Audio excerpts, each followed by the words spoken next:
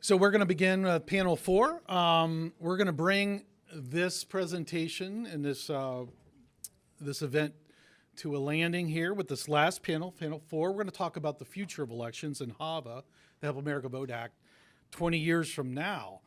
And as the panel description notes, Hava was originally passed 5 years before the invention of the iPhone. And what that really shows you is how technologically advanced and sort of landscape moves and tectonic shifts in the span of just 5 years, much less 20 years. And what have we seen in those 20 years? I think that from my perspective, in 2008 is when I became very close in election administration at the state level, and you started to see what the EAC was doing with standards and the testing program that they had.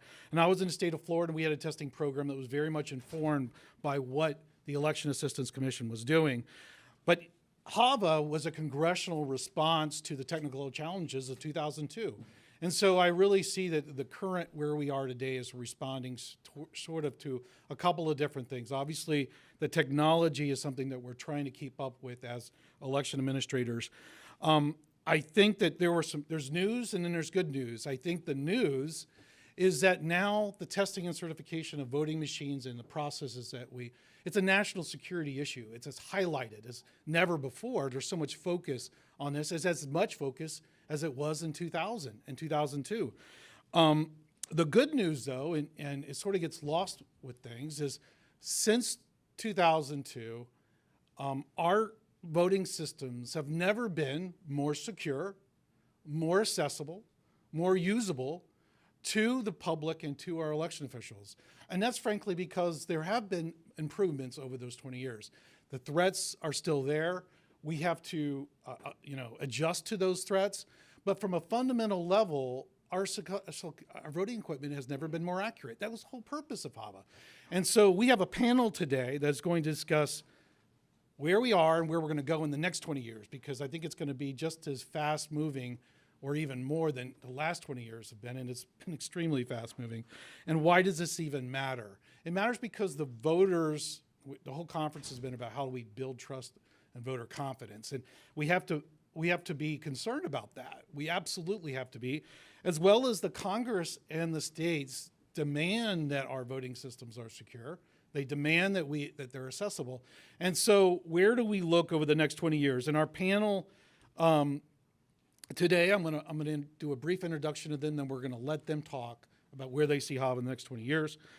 First will be Doug Lewis, who was formerly of the Elections Center, and he was executive director of NASCED, National Association of State Election Directors, which I was a member for a number of years, almost 10 years. He played a key role in the adoption of the Help America Vote Act and the Election Assistance Commission. Dean Logan, who is the clerk and recorder and the registrar of voters here in Los Angeles County, California, which is the largest jurisdiction in the United States. I am glad that responsibility is not on my shoulders. And he's also a board member of Election Center, which, as we've discussed before, is a professional group that deals with training of local election officials and state election officials across the country. The next panelist we have is Deak Kersey, who's the General Counsel, Deputy Secretary of State of West Virginia in that Secretary of State's office. He has also been a member of NASCED and someone who we have worked with the EAC. Mindy Romero, who's the founder and director of the Center for Inclusive Democracy, CID, at the University of South, USC, Sol Price School of Public Policy, and she's a California native here. Give a welcome to our guests. So why don't we just go right down the list here and look, take 3 to 5 minutes, talk about what the issues are on your mind. I have some issues, obviously we talked about. We know. Yeah, well, yeah, exactly. But I'd like you to talk about where we are and where we're going the next 20 years. And so each panelist could take between 3 and 5 minutes. That would be great. And then we'll go into some questions. Doug, we'll start with you. Well, folks, thanks for hanging in here. I know we're the last panel of the day. If you get done listening before we get done talking, we'll find you in the bar, okay? I was one time introduced by an election official, and he said, "We're glad to have old Doug here today. He was here when Moses was building the ark." And I may not actually have been that long, but at 76, I'm almost old enough to be a poll worker. So I'm working up to it. It's terrible. Let me take just a second, because you all are recording this, and hopefully elections officials around the country are going to have an opportunity to view this at some point. We need you. Those of you who are elections officials, this country needs you. We need you desperately. You are the people who make this process work, who make sure it's accurate, who make sure it's honest, who make sure it's fair. The arguments that people have about the process most of the time truly are not about you. Now, I know that you're going through a whole lot of criticism and a whole lot of attacks in this. Let me say to you, understand that America appreciates what you do, and we need you desperately to make sure democracy survives through all of the tribulations.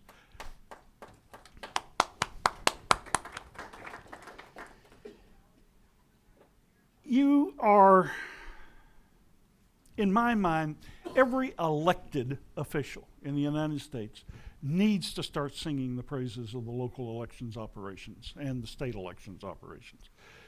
We need to get out in front of this so that everybody understands the process is important. It's far more important than partisanship.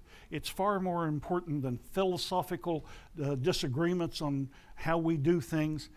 This is, if we lose faith in democracy, you cannot believe in institutions, you cannot believe in government offices, you cannot believe in governments that result from it. And so this is how important it is that we're talking about all of this. And so I hope we can communicate to every office holder, you need to start speaking up and not stand up for your party, but stand up for democracy. Okay, where we are is, I think,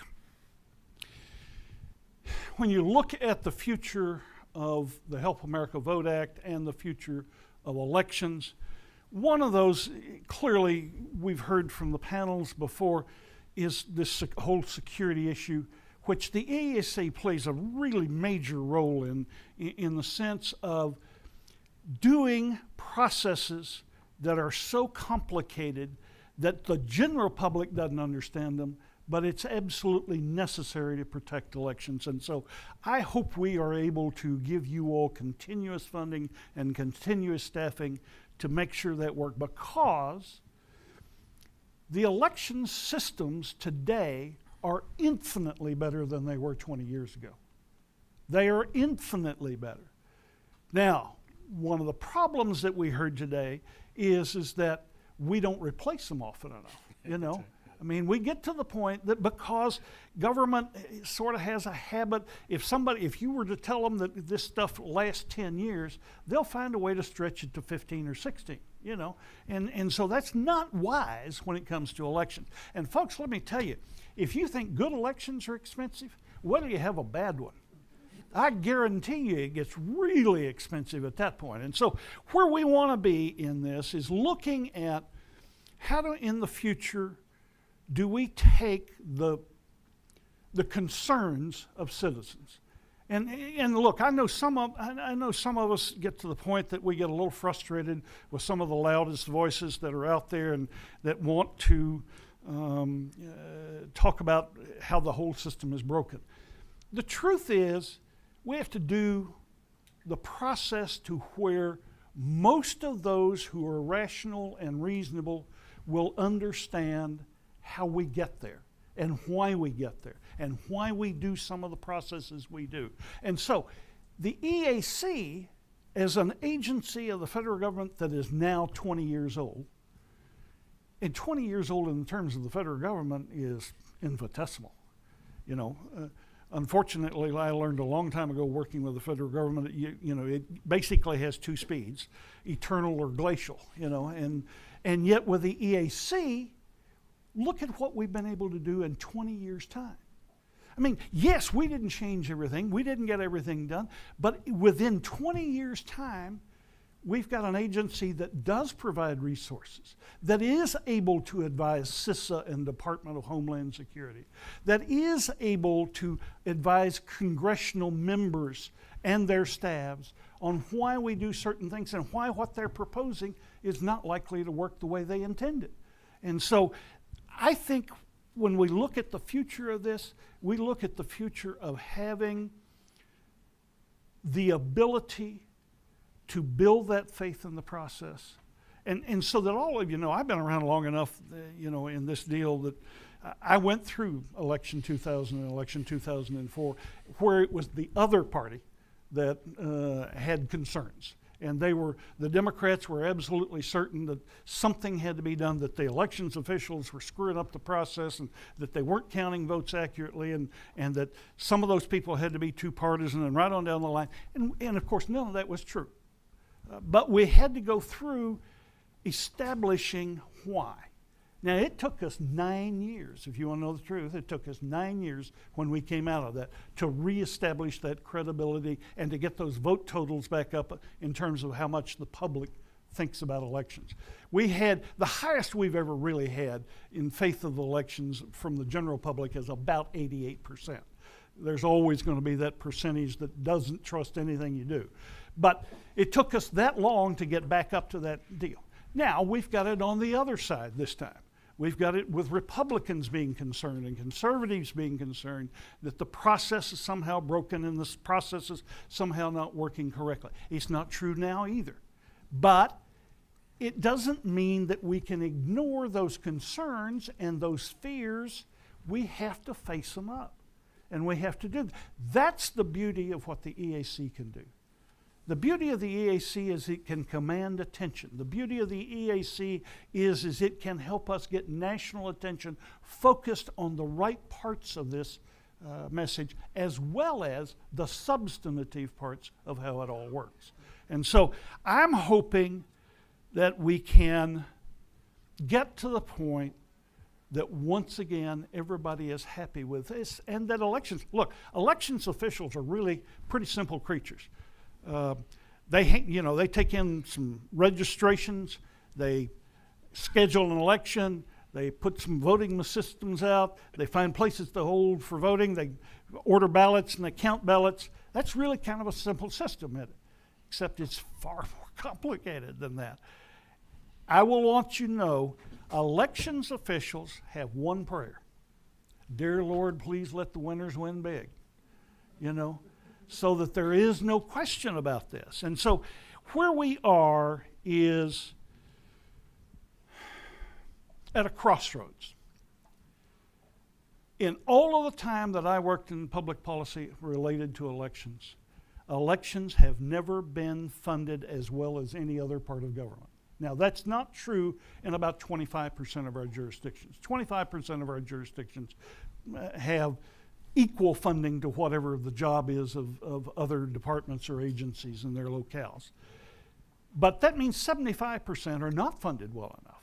And so we are going, and in this day and age when you've got nation states trying to interfere with your election, and let me tell you, that's important and that's real. That's a real concern and something we need to worry about. But I'm also going to say to you, the biggest danger is us. We have met the enemy, and it is us. The Republicans complain that the elections process is not fair and that there's too much cheating going on and there's too much fraud going on. The Democrats complain that the elections process is not fair, it's not allowing all the people to vote, and that voter suppression, whatever that term means and whatever fraud means, those are two, big deals, but they're religious beliefs of the two parties. And so you have a tough time talking people out of that. The point is by doing what they do, they denigrate fundamental faith in this process. And let me tell you, folks, if we lose that faith in this process, we're not going to have a country that we know.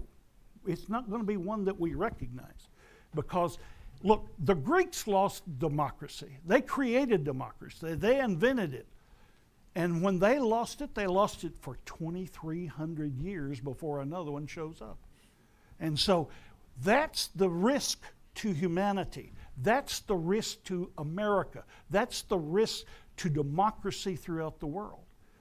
We have to do that, and that's why I am personally glad that we've got you guys involved in this. And so I'll stop at that point and let somebody else talk. Thank you, Doug. Dean. So thanks, Commissioner Palmer and the EAC and Pepperdine for having the forum today. Doug, we've missed you. I missed your opening jokes, and you're a hard person to follow on the last panel of the day. There's been a lot that's been said today, but I appreciate the opportunity to be here and talk a little bit about this. Hava, I think for many of us in the room, the passage of Hava was a very significant point in our careers.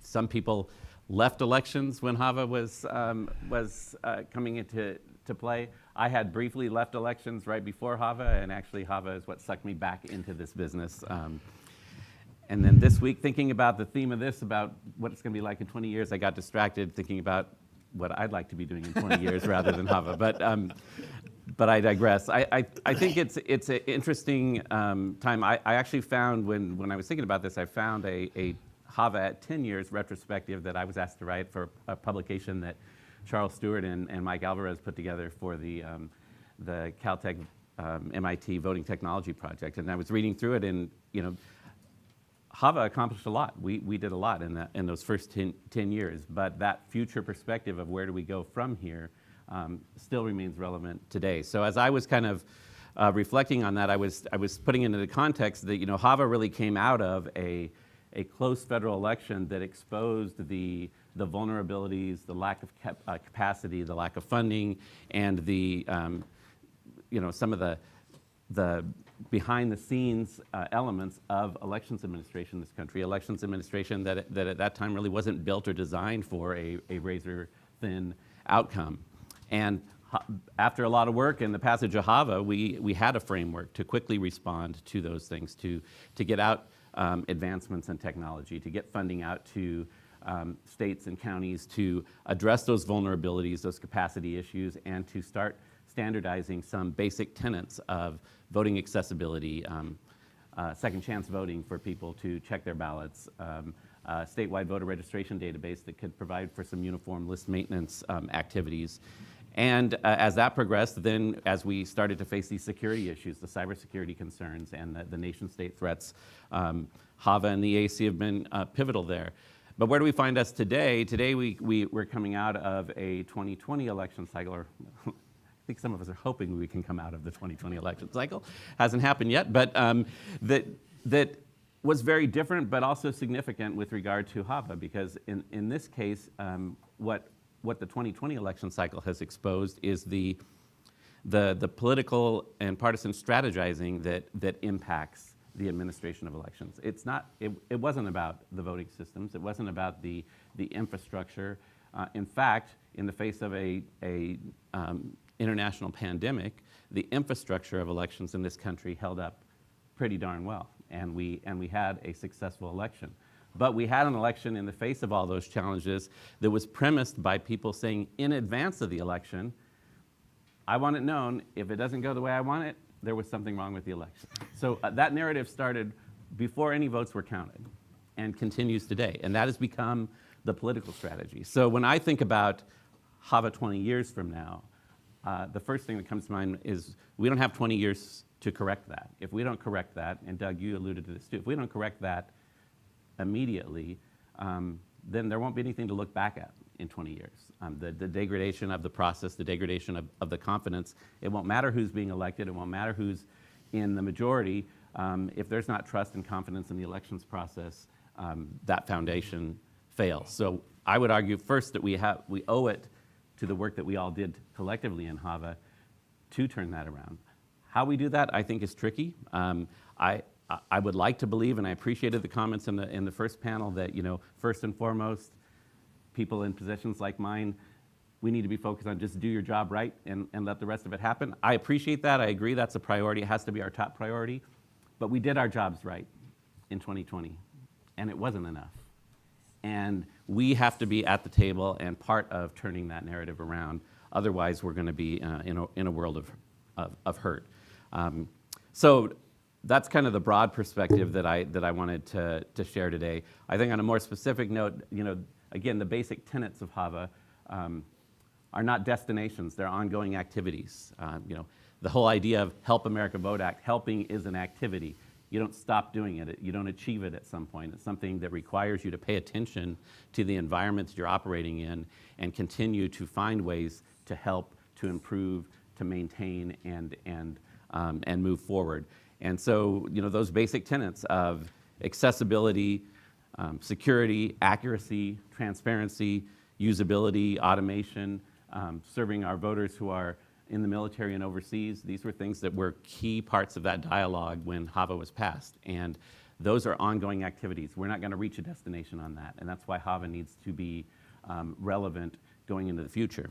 Unfortunately, and you've all heard lots of this today, the part of Hava that was time matched was the funding, right? So the funding is not yet ongoing, and I don't need to repeat what everybody said here, but that's a critical component. And I think to the point that was made in the last panel, we have to strike that balance of how what comes attached to that funding. I think it's clear we need the funding if we are truly going to help America vote and have trust and confidence in our elections.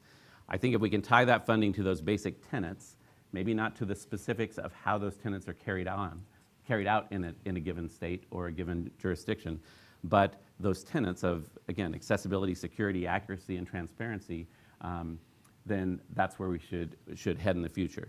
And then the last piece that I will say is as the only local election administrator to speak today, who's on the ground, and sometimes I kind of feel funny saying that because I don't. While I've been a very local election administrator in my past career, I really respect and appreciate the needs of smaller and medium-sized jurisdictions who don't have the capacity to be out in part of these conversations, who are doing the hard work. But I think that the other real important part of helping America vote is keeping the focus on the voter. And even today, we spend a lot of time talking about systems. We've talked a lot about policy. We've talked a lot about research. But at the end of the day, what's the voter experience like? Because that's what really is going to build the confidence. And so when I think about what's ahead for the next 20 years, what do we need to be paying attention to about our voting population? Some of that is changing demographics, right? Coming out of the post-pandemic realities are that voters expect now options.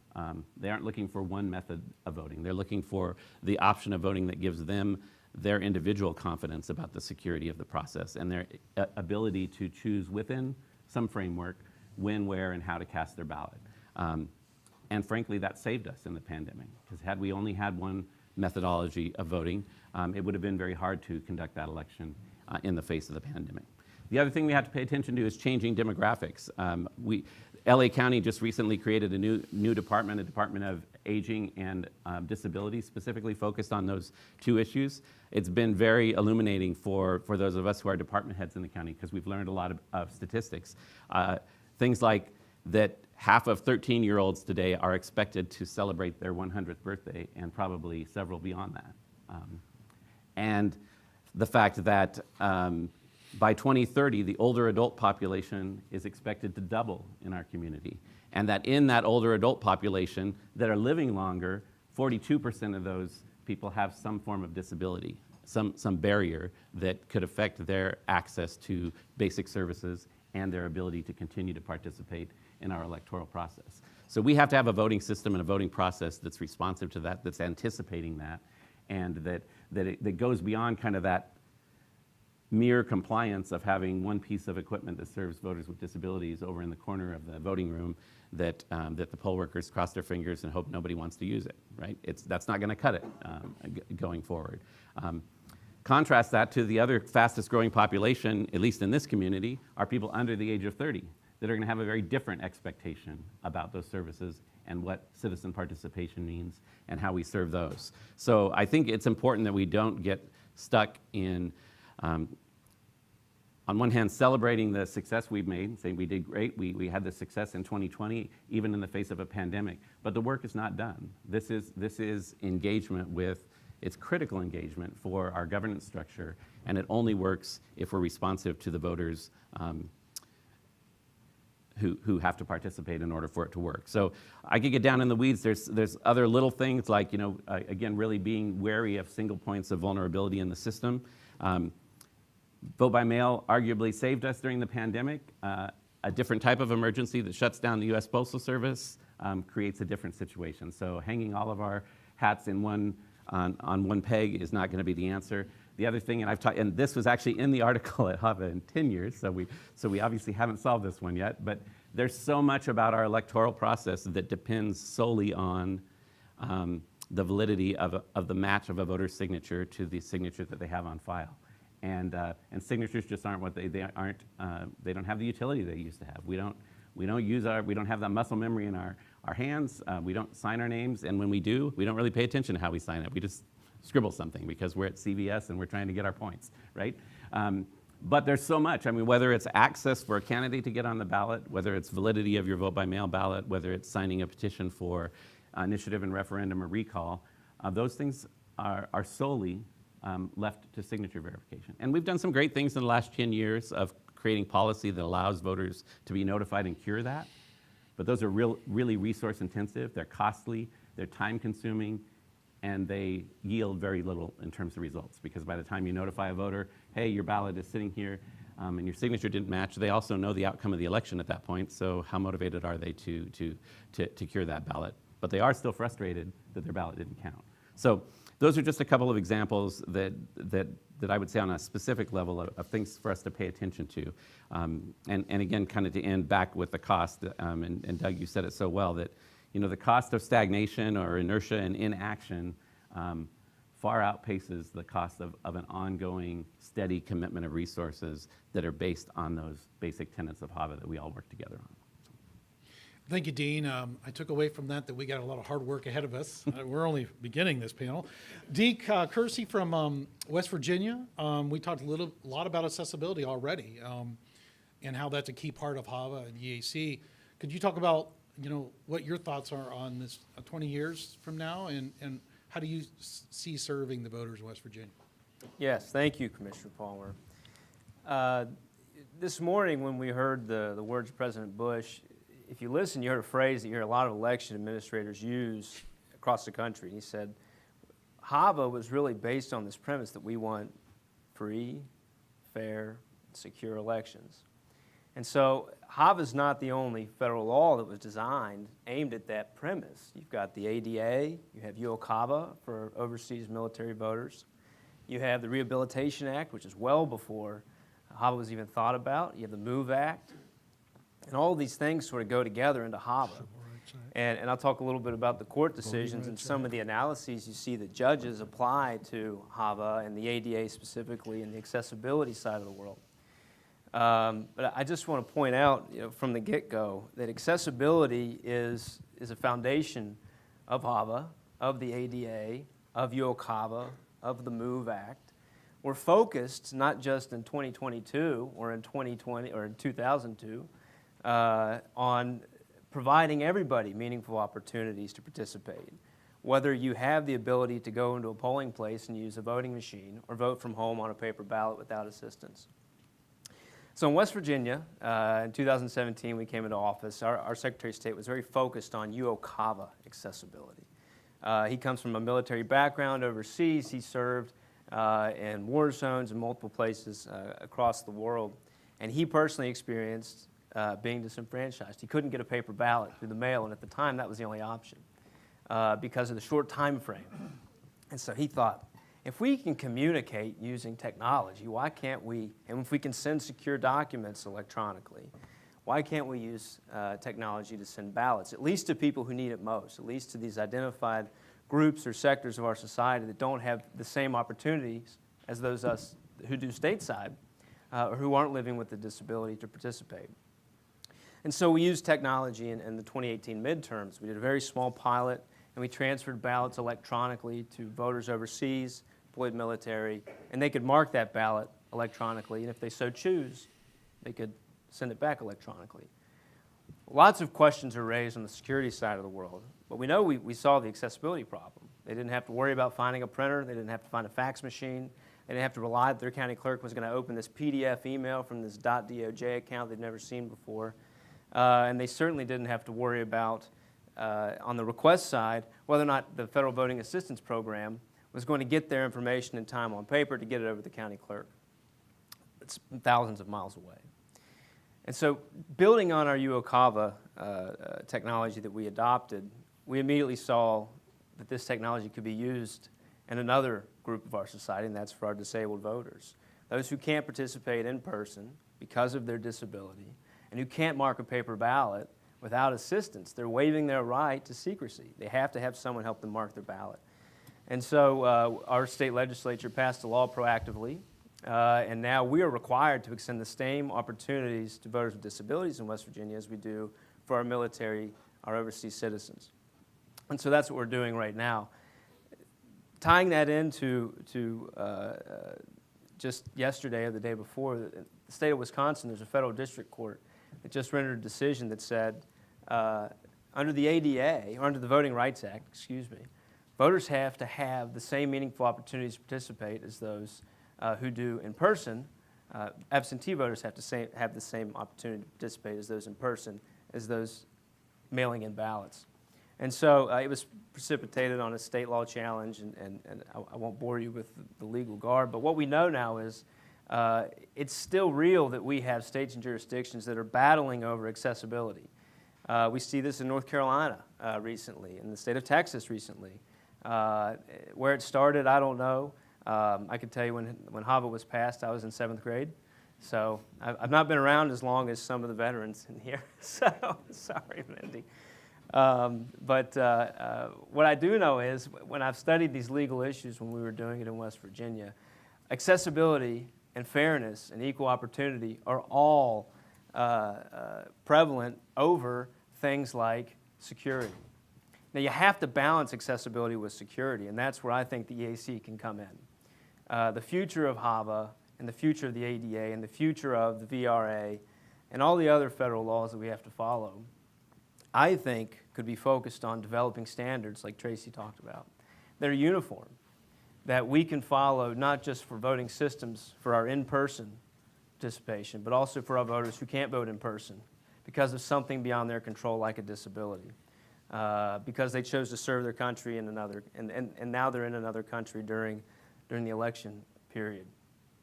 Developing standards is not an easy thing. We know we just now have VVSG 2.0. But West Virginia was able to work with federal contractors for our recent deployment of our accessible technology. And we pulled from other critical infrastructure sectors. And we look at NIST standards and the CMMC standards, and we tried to find those that applied most to what we were doing. We were transmitting information using electronics. We were using the internet.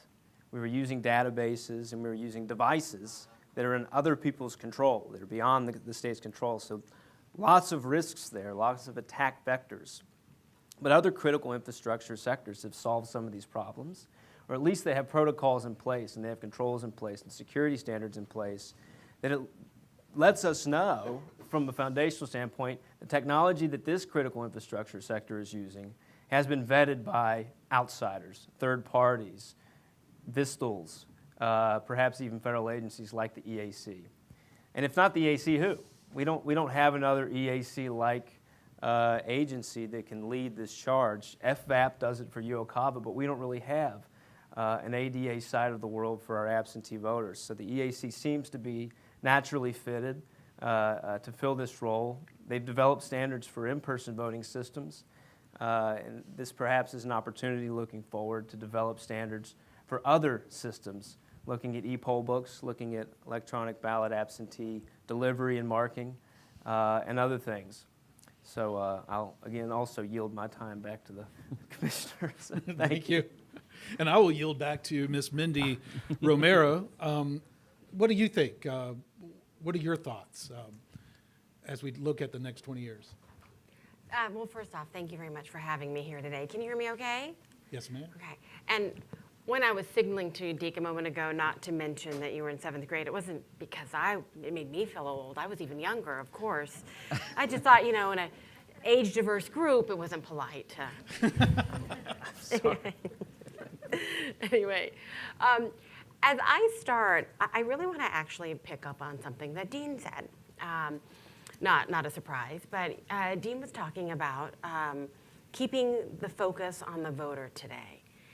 And so the remarks that I prepared was just, thinking about in advance of today, thinking about the topics that were on the agenda, the speakers, and how I kind of assumed the flow of conversation would go. I knew it would be, of course, incredibly rich and insightful and important.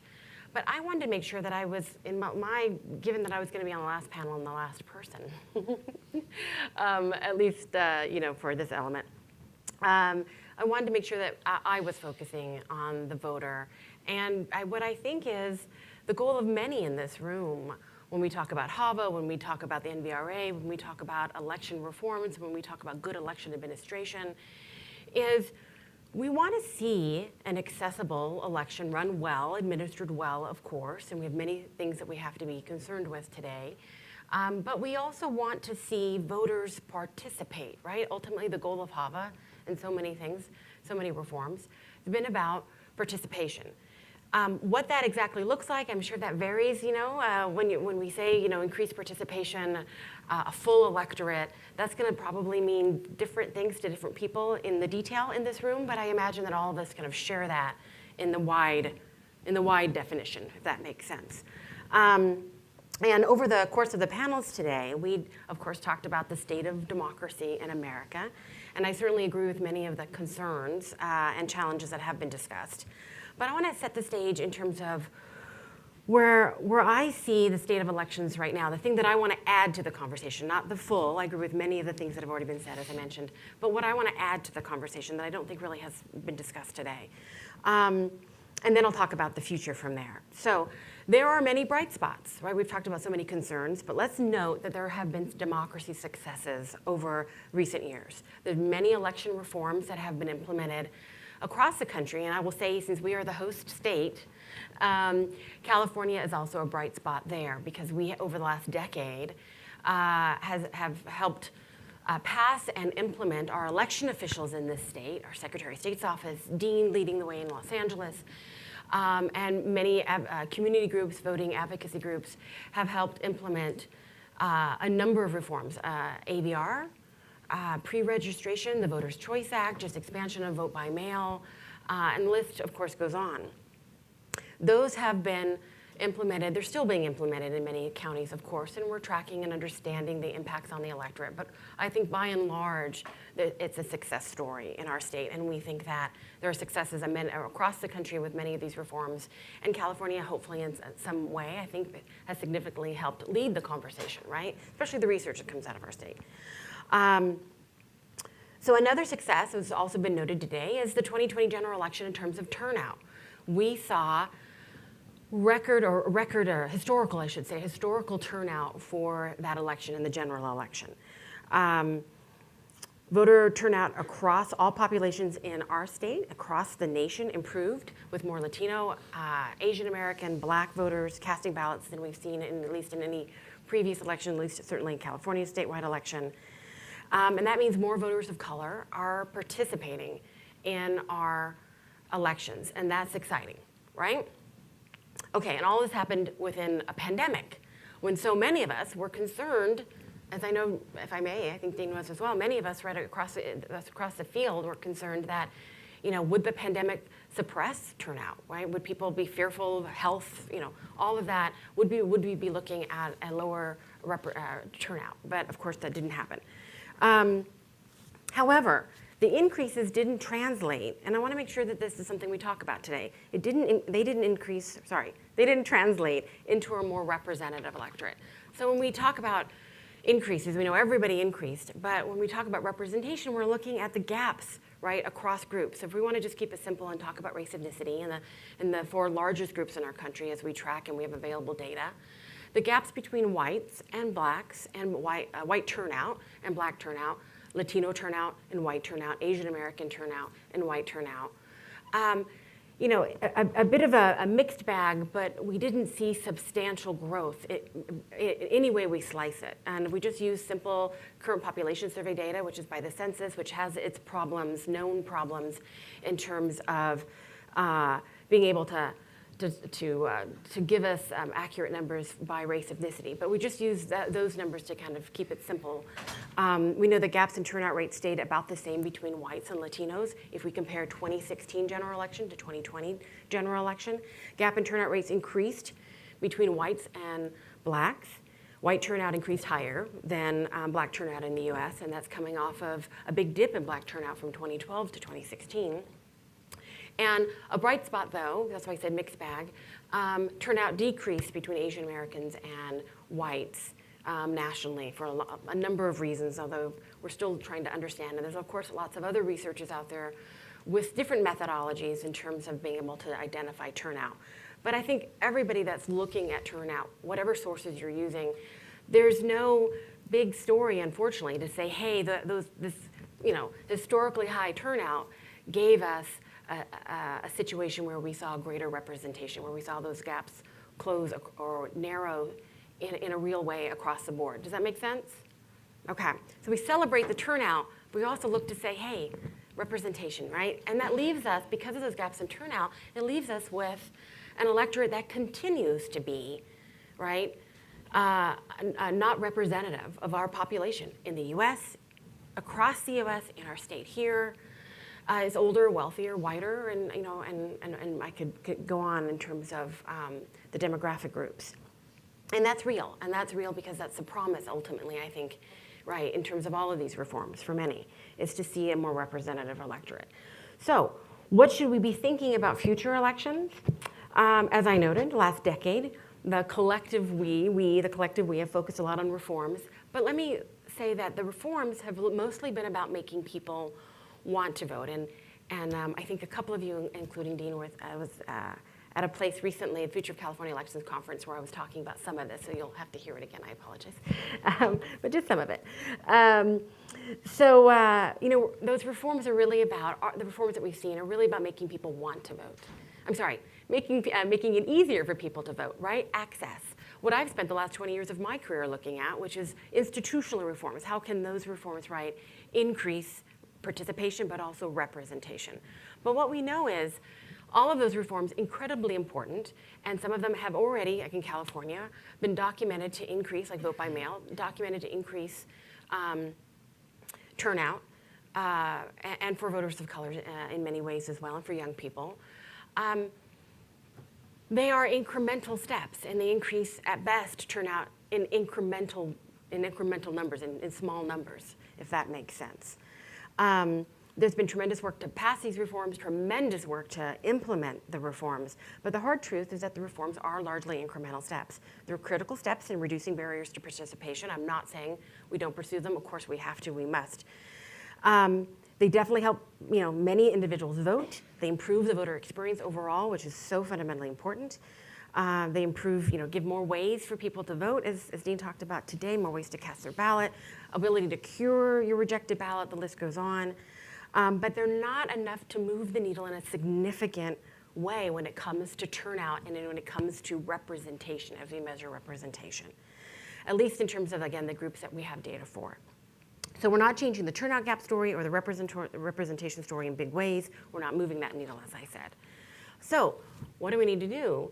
And I know that, we're talking about election administration, and of course there are limits to what election, even the most concerned and passionate and above election official that goes above and beyond, there are limits to what you can do, right, within the electoral structure we have, within the election laws that we have. But again, for something to think here today, we need to not just work on making it easier for people to vote. We need to also focus on making more people want to vote, right? That's the motivation question. And here I'm not talking about, voters are apathetic and we need to, no, I'm saying that we need to give people, right, help people to see the value in voting, to overcome many of the real barriers that are in place for why people don't participate, the level of disconnection that people feel. It's tough because many, not all voters, but many potential voters don't see how the act of voting impacts their lives, especially communities in poverty where families are just barely getting by.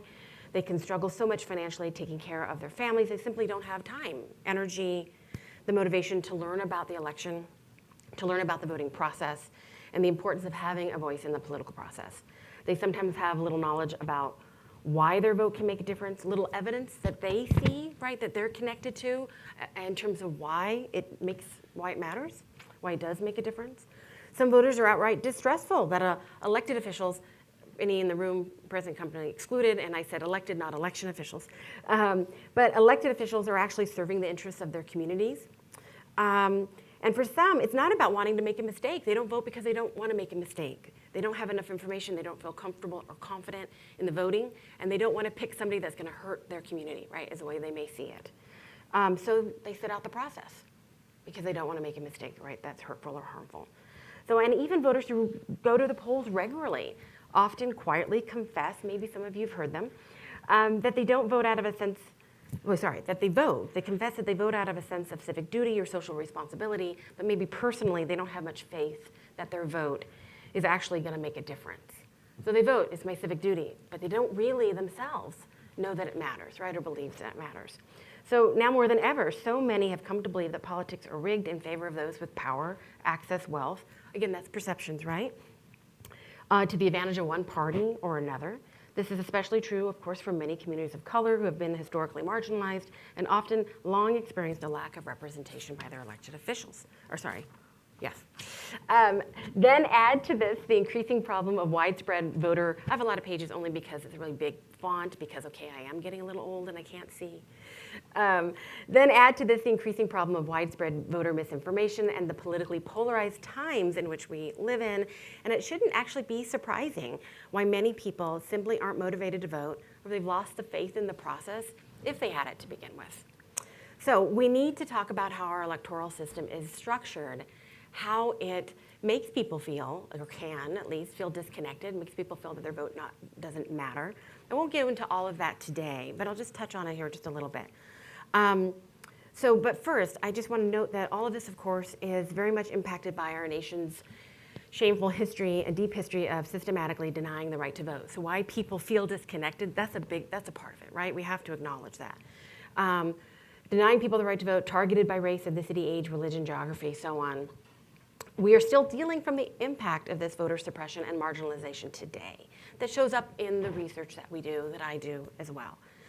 And of course, efforts to overtly suppress the vote, continue across the nation in many different forms. Some obvious, some not so obvious.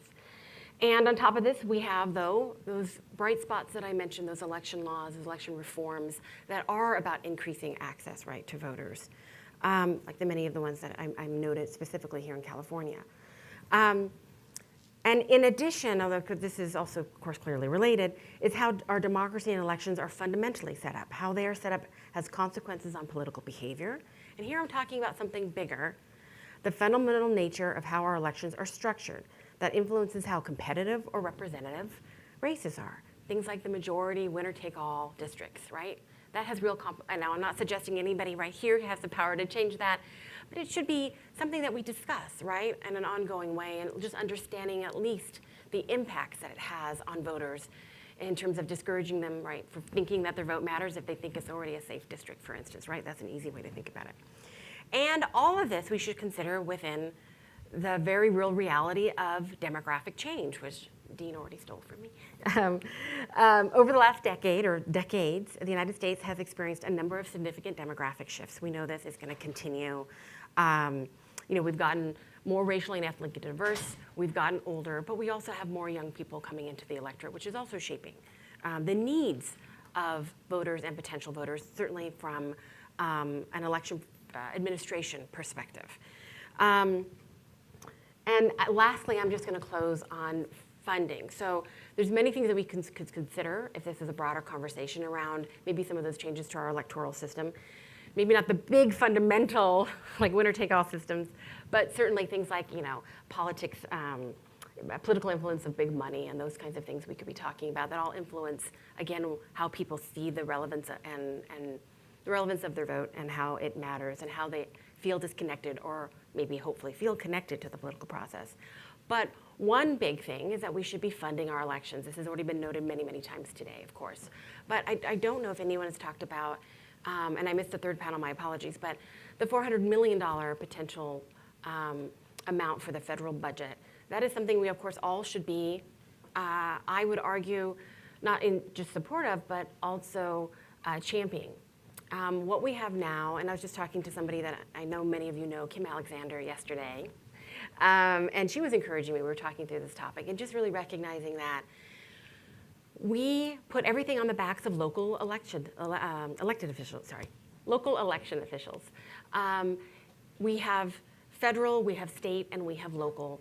All of us suffer from the consequences of the fact that funding really is at the local level, right? The responsibility from whether it be security, all the way to dealing with misinformation on local social media, to just the facts of good election administration.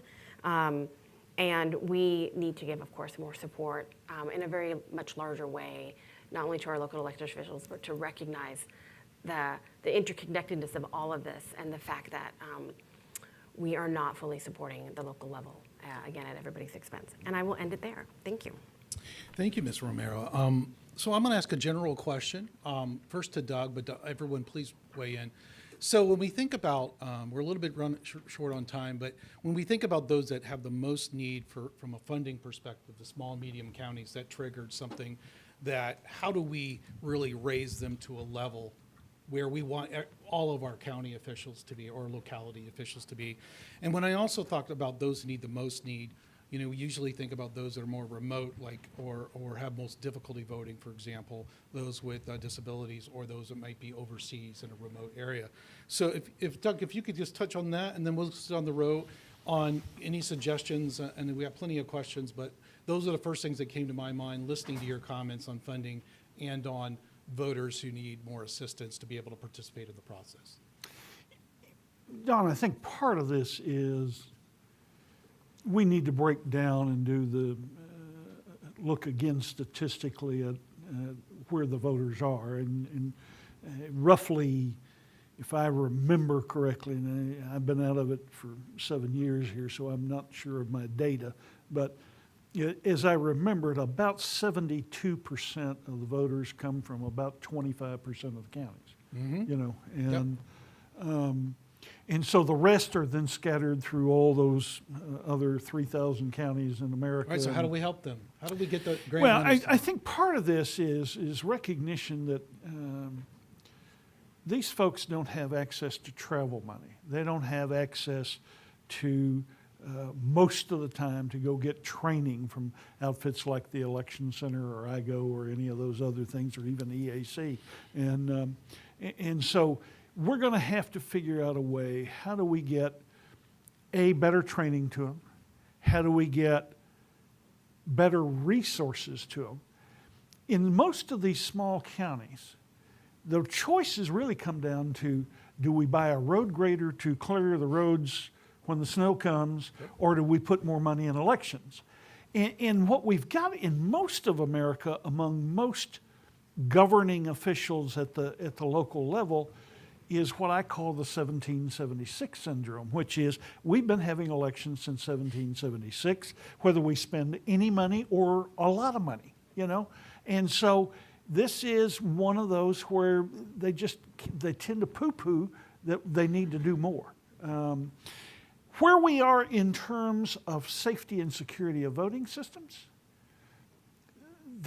those local levels, those small 2 and 3 and 4 person operations, they don't have the technology skills to do this. And so we need to fund from EAC level to bigger counties who then support smaller counties, or develop regional support groups where we put in a good technical person to do that sort of thing. We certainly need to give them more resources with which to do their job. It was amazing to me when I first came back into the election administration world and started traveling around and started talking to these folks. Most of them, when I went out in those smaller didn't even have a fax machine in those days. This is the 90s. Fax machines were everywhere. They were cheap. And yet they would still have to go to the county sheriff's department or the tax office to get access to a fax machine. Most of them now have computers. I want to say, when Charles was talking this morning about we're doing the same job with the same number of people. That's not true. We had more people in all of these offices doing elections in 1950 than we've got in most of these offices now, because it was primarily a manual process, and we were having to process all of that with clerks.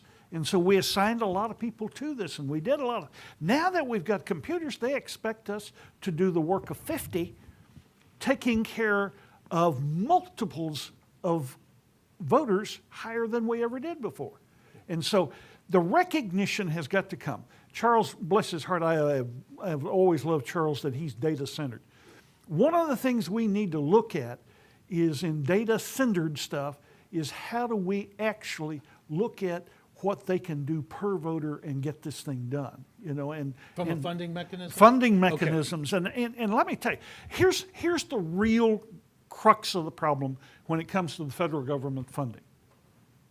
The crux of the problem is that there are so many local officials, not election officials, local officials, budget authorities, who are so afraid that if we accept federal money, we're going to have to do it the federal way. And let me tell you, in the Help America Vote Act, we had to fight that for 2 cotton-picking years, to where we said, no, you cannot be prescriptive about everything. We've got to allow this process to work. And it was the first time the federal government had ever done the kind of bill that we did in Hava, which was, we're going to tell you what we want as outcomes. You all design the process to fit that. Well, we're very lucky. Hava is a very unique block type grant to the states. It could have been a lot worse. But it really is a model when other agencies look at our grants, are like, wow, that's really sort of deferential to the states.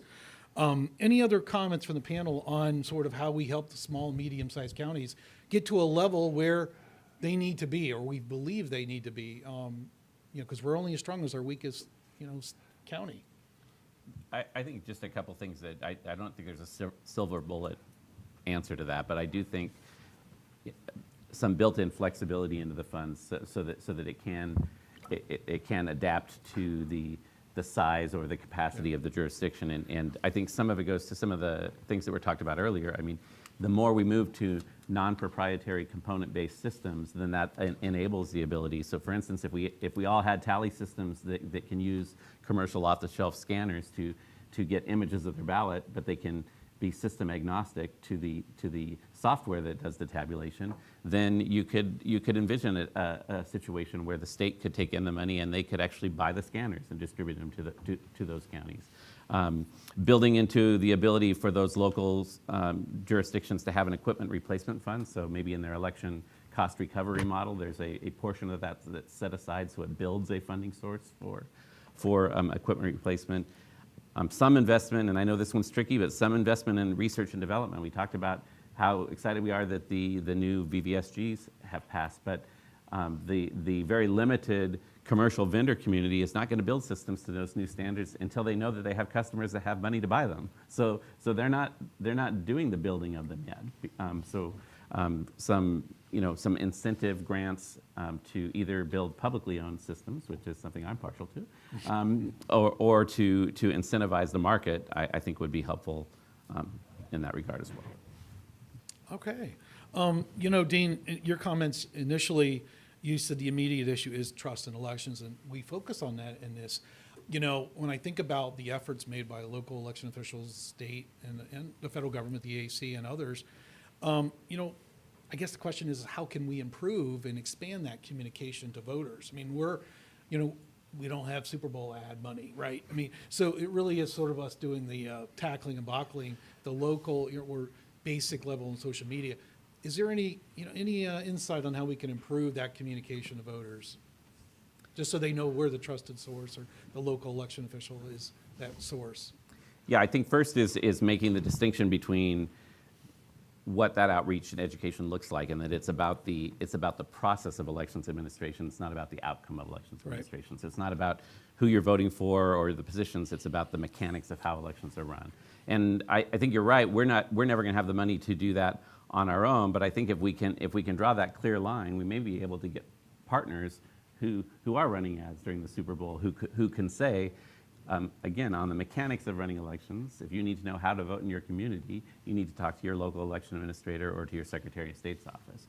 If you want to know who your party's endorsing, go over here. But for the mechanics, or if you have questions about that, and I think there was some discussion earlier about working with the social media platforms. I've been in a number of meetings on that. I think there's a desire to do that. It's a tough nut to crack because I think they want to just build new services as opposed to providing ways to clarify it. But it's real, so I think we have to continue to have those dialogues too. We can't do it alone. So anyone else have any input on that? Any comments?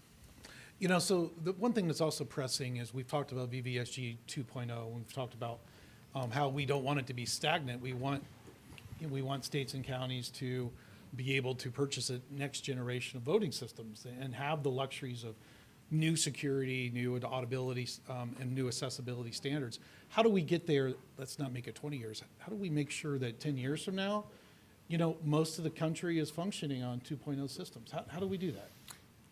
Again, I think part of this answer is as you heard from other panels here, is that we have got to get to the point that we say voting systems are so critical to the process of this now that funding, if nothing else comes ever, that funding for voting systems alone needs to be done because it's an expensive proposition. Because you all have now given us VVSG2, it's probably going to be 4 to 5 years before we actually see the first system that meets those qualifications totally, that has it. And the vendors, Dean's absolutely right, the vendors are going to wait until there's a market for it too, or a demand for it. This is part of the reason we may have to get to the point that eventually we say, we can't grandfather in old systems anymore. We got to sort of move, and if you move toward it, we'll help you fund it. And so I think we're going to have to look at some different models of how we do this. Now, let me give you, for instance, New Mexico provides at the state level a general pot fund, and if you want to buy a new voting system, you go to the general fund and you take out a loan, essentially. And you buy your system, and then you repay that loan, and it goes back into that fund, and that revolving fund then helps them take care of all their counties over a period of time.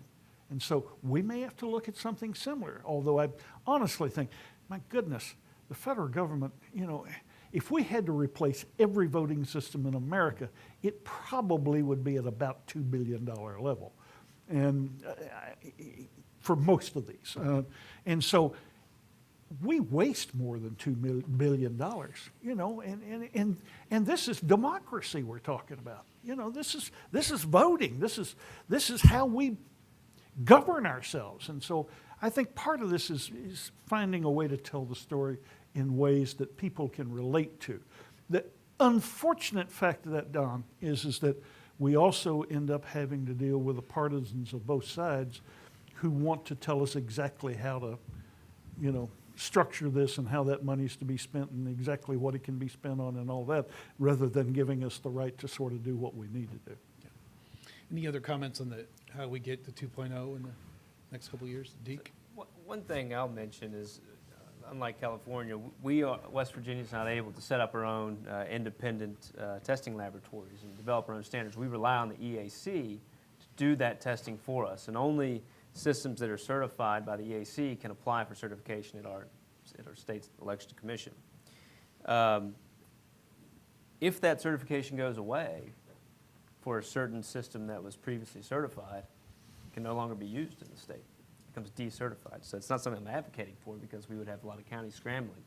But if we're looking at moving forward to technology that satisfies VVSG 2.0, that's one way that would force our hand into finding funding, whether it be through the EAC, through the state, through the county, or a combination of the three, to upgrade. And we've seen it done in other states. It can be done quickly. It's messy, and it's chaotic, and it's expensive. But the state of Virginia decertified their machines very quickly and then upgraded to a voter-verified paper trail. So not to call Virginia out, but they did a good job. I mean, it was chaos, and they got it done in the midst of an election cycle. So it's been done before, and it would be one way to force us into having a BVSG 2.0 compliant machine. The only thing I'll add is just, and I think this is what was being alluded to as well. Funding takes public support, right? And I think particularly if you're talking about upgrades in technology in the environment we're in, people can be even more suspicious, if you will, in terms of like, what are those new technologies for? What's the software? Are they pre-programmed? All those sorts of things. So just all the more important that as we're seeking funding, we really are making sure that we're outreaching, explaining and building trust over time with voters in terms of being able to get that funding at the bottom line, creating a sense of urgency around it. So, you mentioned, the effort to get funding. I mean, one of the things that comes to my mind, and hopefully all of you can weigh in on this, how do you build that bipartisan consensus that you need funding?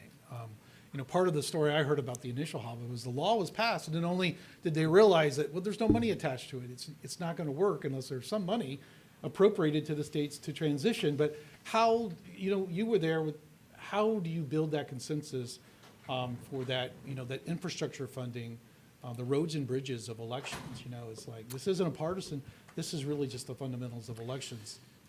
Don, what we did, both between the Election Center and NASCED, we had been meeting with congressional folks for about 5 years before Hava happened. I mean, before election 2000 happened. And so what we did is we got the policymakers to understand that 95% of our elections issues are truly not of a partisan nature. It's not the Democratic way or the Republican way of doing things. It's just how do you run a good election and serve voters well.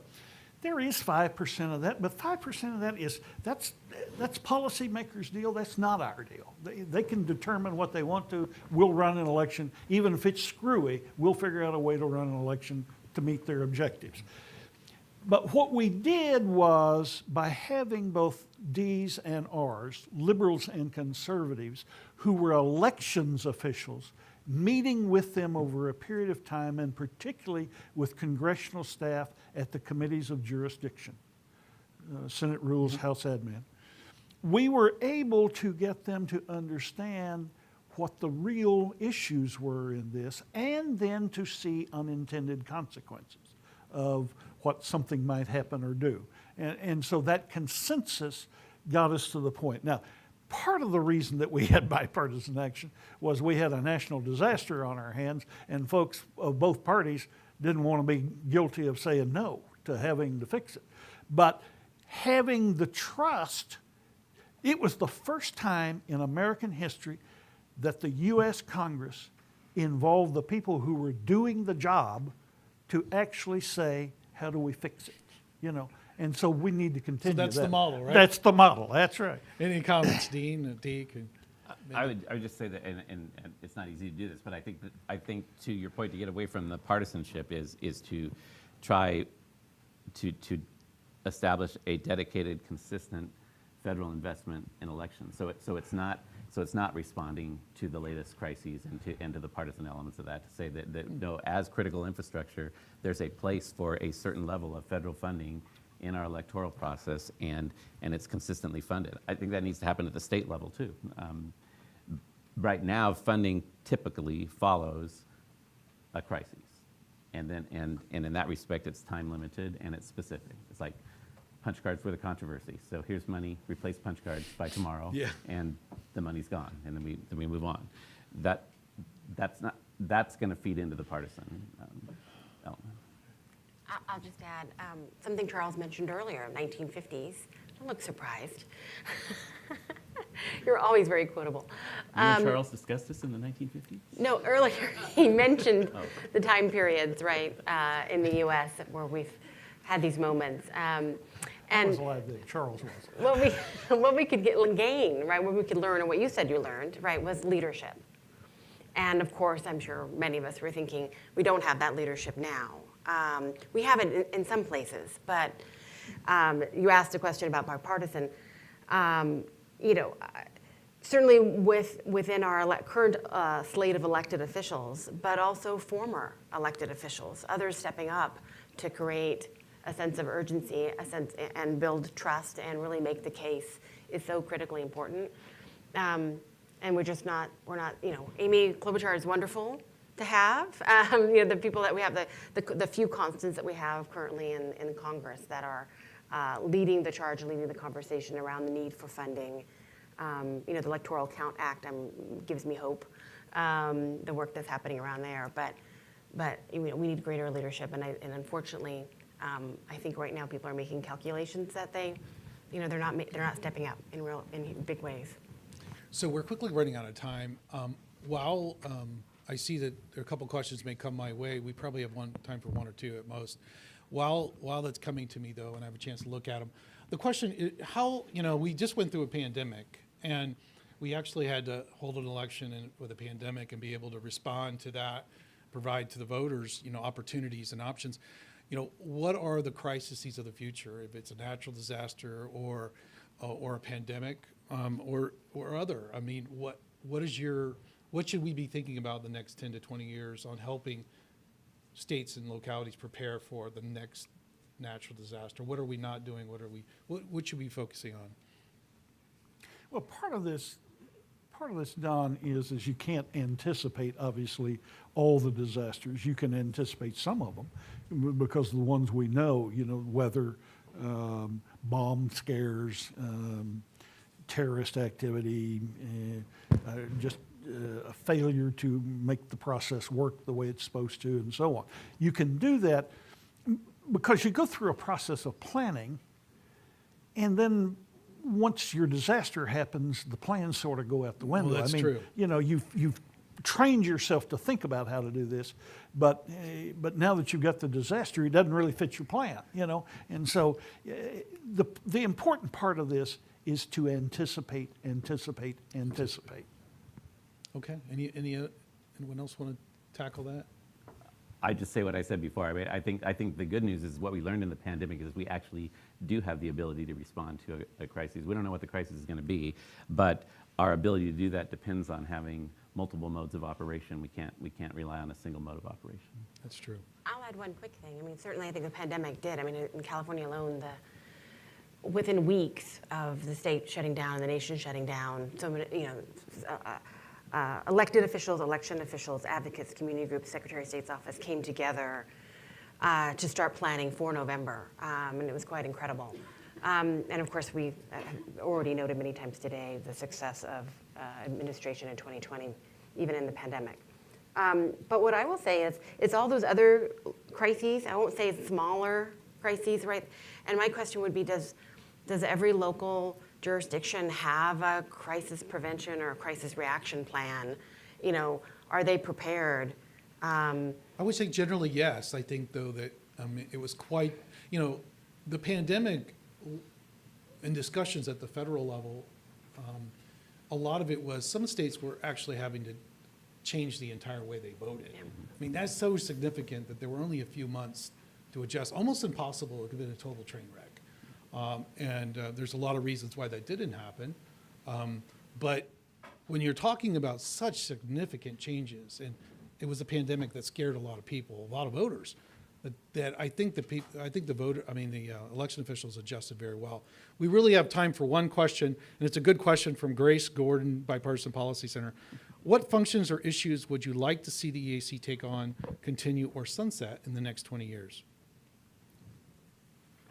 So we talked a little bit about the quick start guides the EAC puts out, and those are very helpful for election administrators, and there are some for the public geared towards public consumption, taking action, where to find information.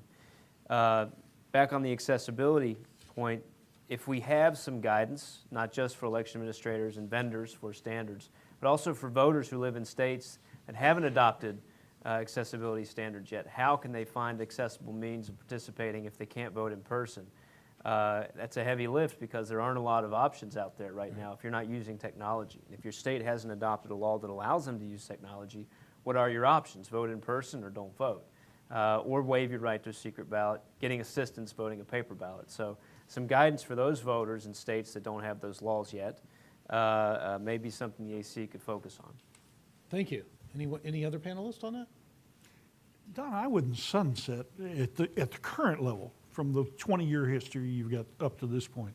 I don't know of anything that you ought to sunset at this point. Certainly, the ability for you all to do massive publications and distribution of those through every election jurisdiction in America is useful. No other organization in America can do that. You guys have got that in spades. It seems to me we're going to have to find a way at some point to figure out a way to use the internet for subject matter to help election officials understand this. One of the things I hope you can do at some point is find a way to educate judges at judicial conferences about what their rulings mean when they rule in certain cases close to an election, that its impact is enormous in terms of the safety and security of the election. Trying to get us to change practices and procedures at 180 days out is a nuts way to do things. You know, if it's important that we change it, let's change it after this election, and we'll all assign to that. But trying to change it during midstream is really difficult, because we find out that even though we think we've anticipated everything, until you've been through 3 elections with new rules and new procedures, you're still learning, you know, and what you need to do to help the voter have success. And so I just think one area I hope you get into is working with judicial conferences to help them understand why we do what we do and why it's important for them to maybe follow the guidelines of the Supreme Court on the Purcell rule. You know, just don't be starting to change things now. Wait until it's over with, and then we'll do it. You know. Okay. Well, we're going to call that the Lewis rule. With that, that ends this panel, and I'm supposed to turn it over to somebody. Is it going to be the Dean? Yeah. Dean Peterson? Come on up here. Thank you.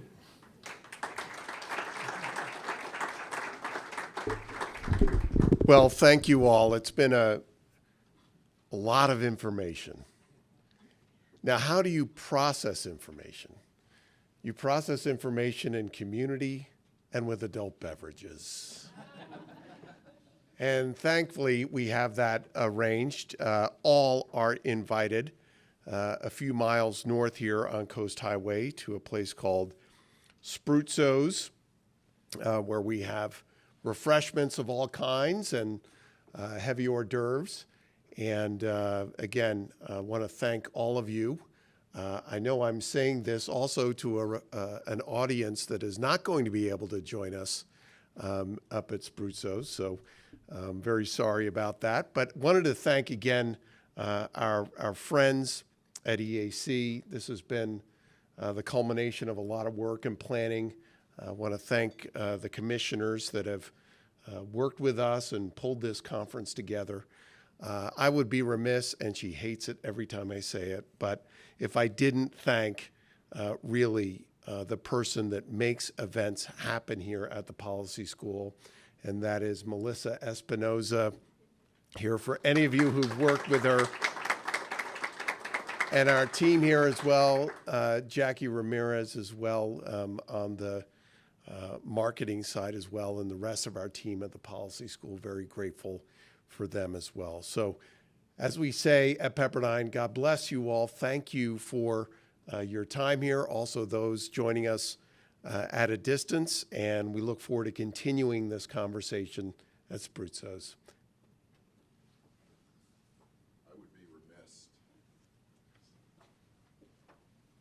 I would be remiss if we didn't thank our staff as well.